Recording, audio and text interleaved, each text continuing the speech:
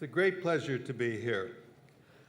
I'm grateful to Jorge Brown for inviting me to give a keynote lecture at this very special meeting, the Second Green Economy Summit.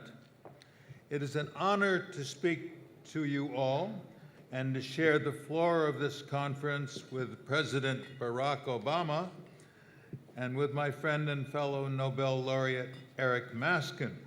Both of those are tomorrow. Lastly, for me, it is always a delight to be in Argentina, as my wife is una porteña, and it is positively heartwarming. And it is positively heartwarming to be in Cordoba, since my wife came here twice as a teenager to go to the renowned summer camp outside Cordoba, Pibelandia,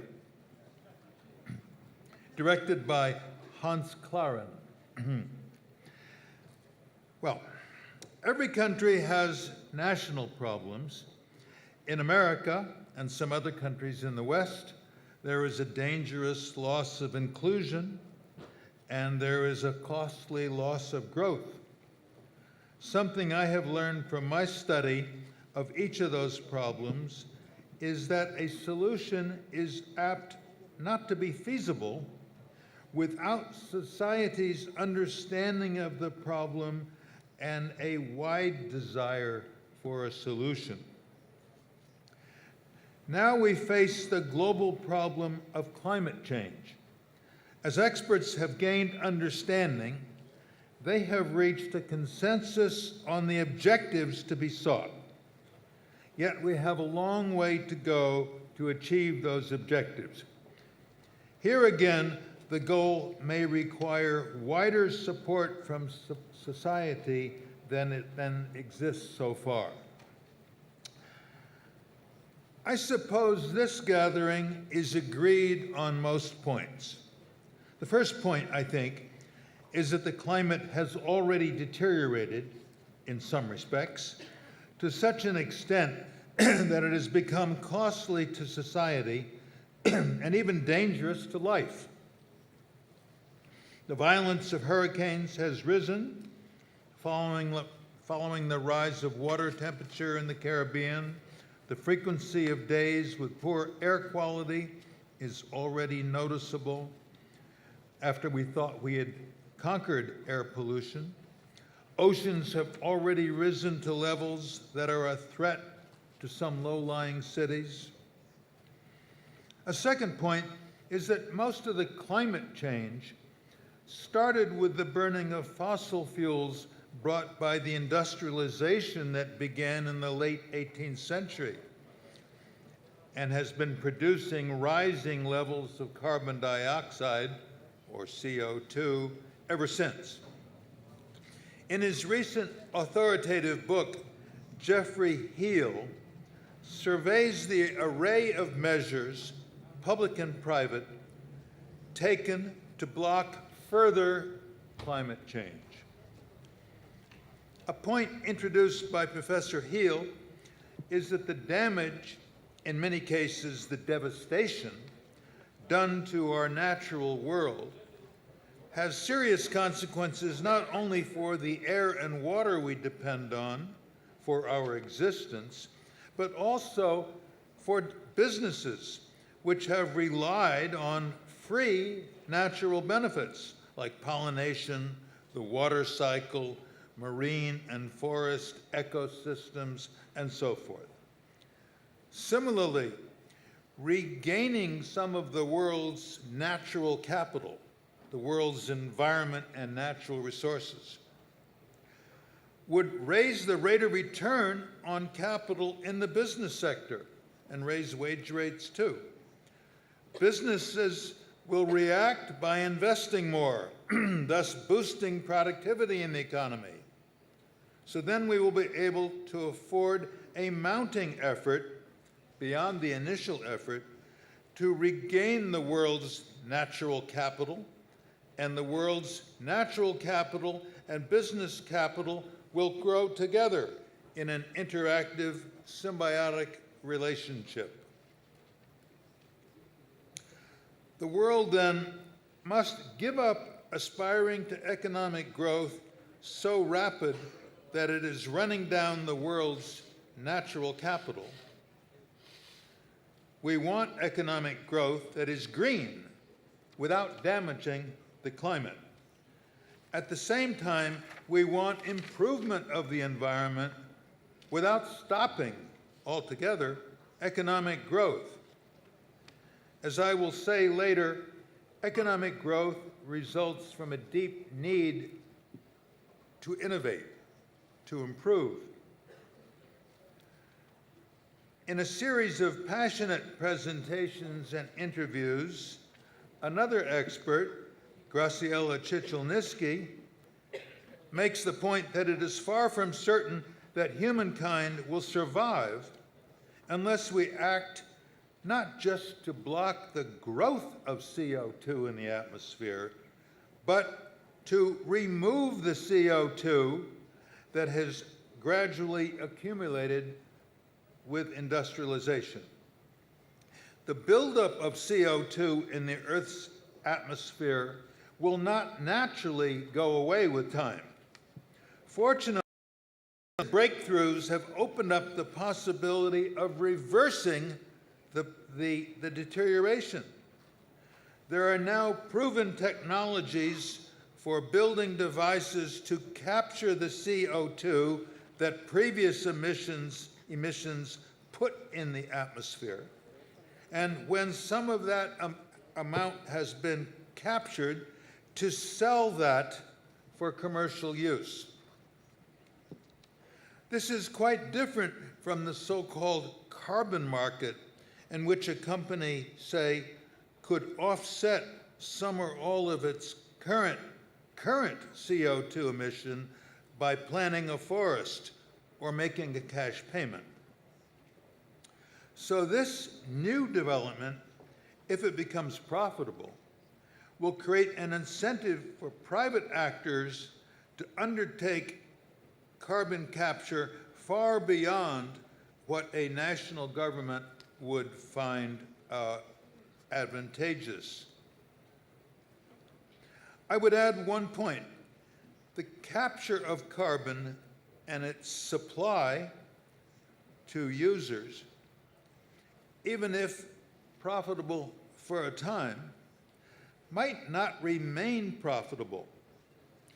As the cumulative supply of CO2 sold to commercial users mounts up, that will drive down the price of CO2 in the marketplace.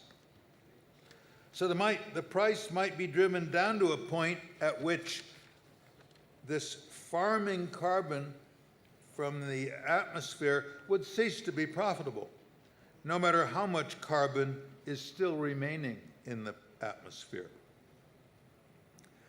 This ends my sketch of the science and economics of carbon in the atmosphere.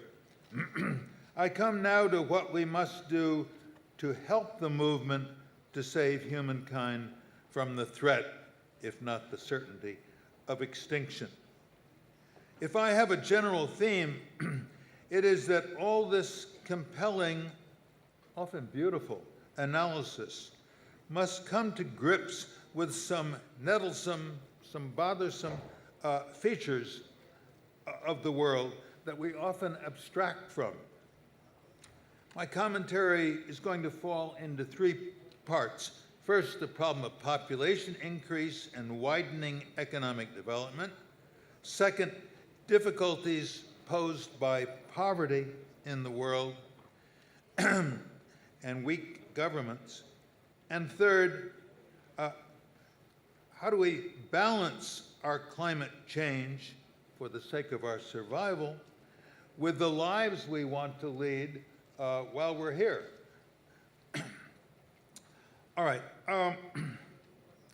Most of the research on the environment by the experts from biology, technology, and mathematical economics may suggest to readers and listeners that we can rest easy now that the experts have worked out the direction in which economic policy ought to go.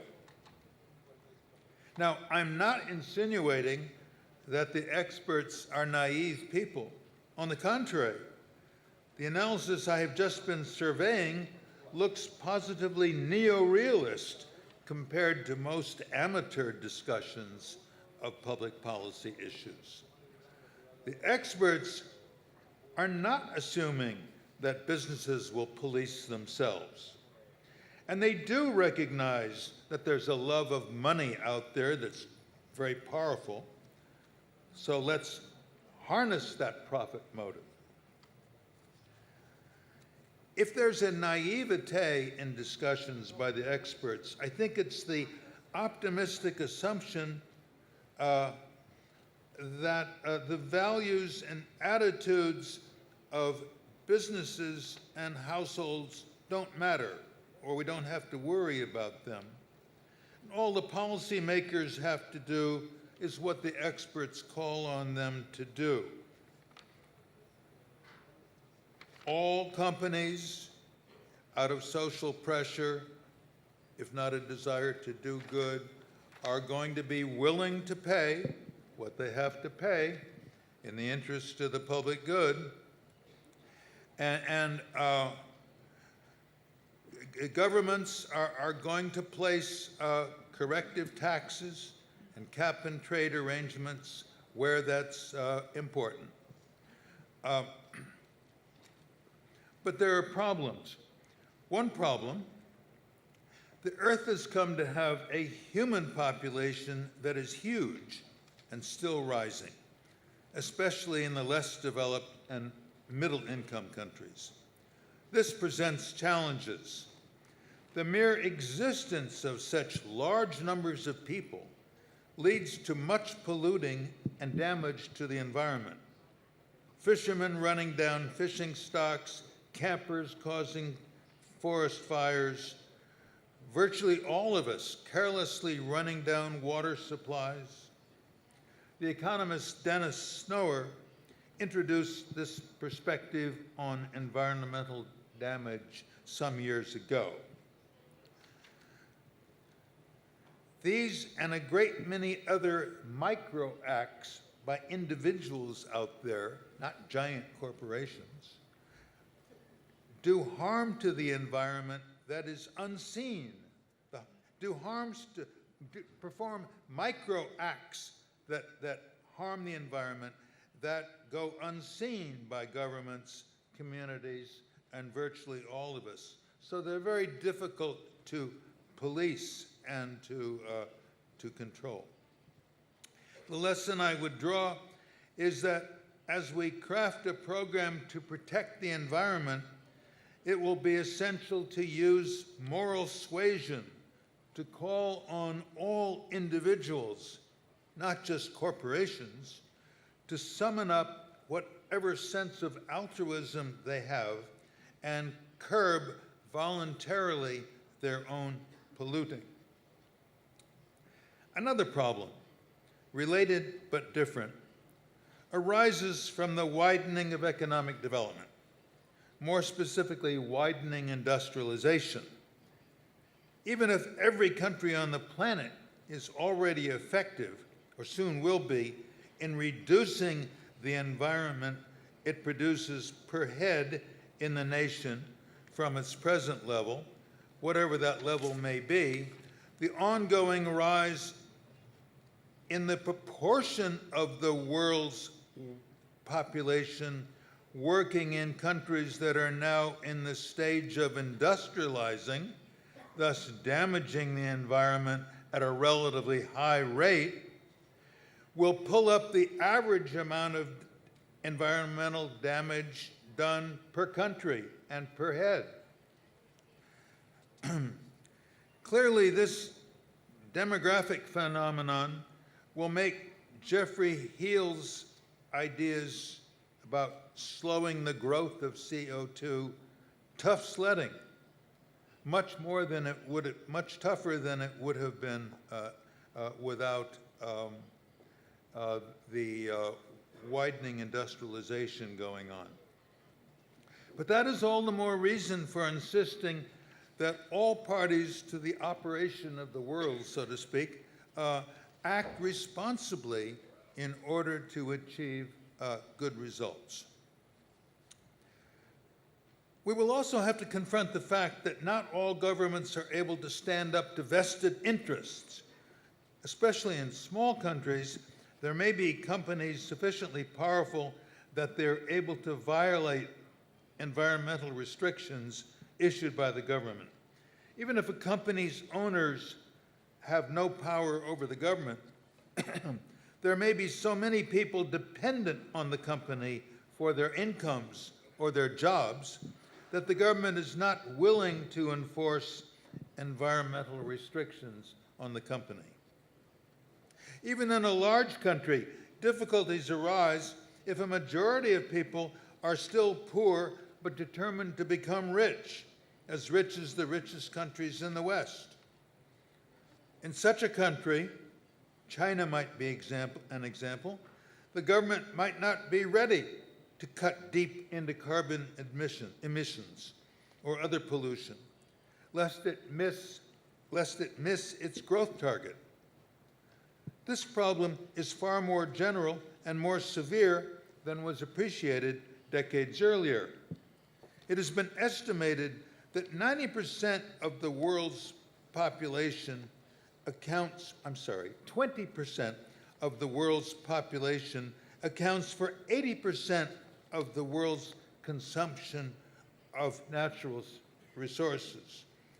So what happens when those who are not in the 20% want to have those high consumption levels too? The Earth is going to be a pretty hot place. The conclusion I would draw here is that the nations that will be leading the campaign to save the environment must be very tough on any nation that finds it too costly, politically or socially, to conform. The right to survive trumps the right to go on bringing further ruin to the environment. I want to conclude with a question. It's only a question, it's not an assertion. I want to conclude with a question about how the major advances discussed here toward blocking further climate change and reversing existing climate change will affect the rewards of working life and the degree of inclusion in working life. I don't have any answers, but I believe the question is important.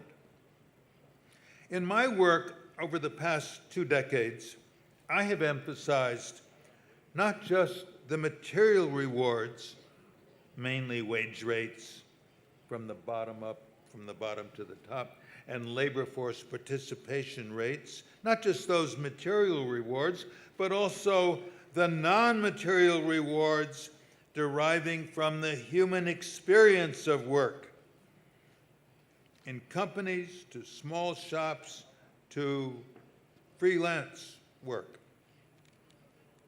I will discuss first the question of how a green economy might impact on wage rates and the availability of work. It is accurate to say that the introduction of new sources of power, such as solar power, has opened up new jobs in the business sector of our national economies. The agency IRENA exclaims that the industry making solar panels has, since its birth, created many jobs, while in the same years, the coal industry has been cutting jobs. But to me, this observation is a little bit off the point. Those new hires in solar panel manufacturing should not be presumed to have a significant effect on total employment in the economy. When a new industry arises, the employees acquired generally come from other industries, not from some vast unemployment pool of well-suited workers. Whether a net increase of employment results when a new industry arises, whether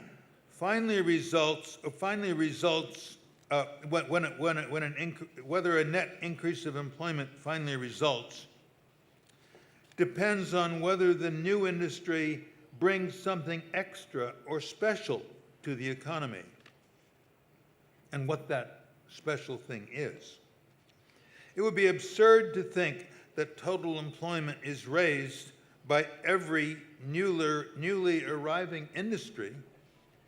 If I'm not mistaken, good economic theory, I'm an economist so I should know, implies that a new industry, such as the industry making and installing solar panels, would cause a net increase of employment if its method of production is more labor-intensive than the average industry in the rest of the economy.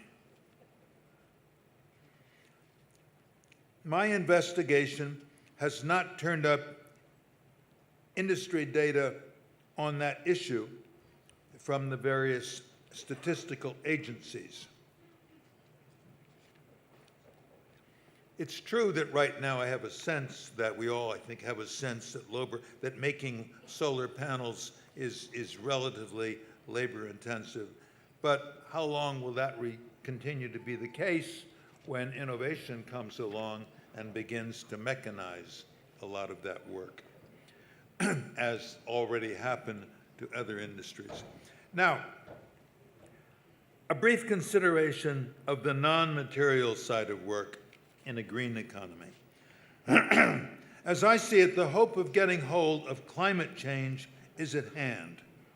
Thanks to the imagination of our experts and the ingenuity of our engineers, we have turned the corner. With that behind us, it will be important now that we get back to business, to conceiving new products or methods of production, testing them in the market, and trying things out.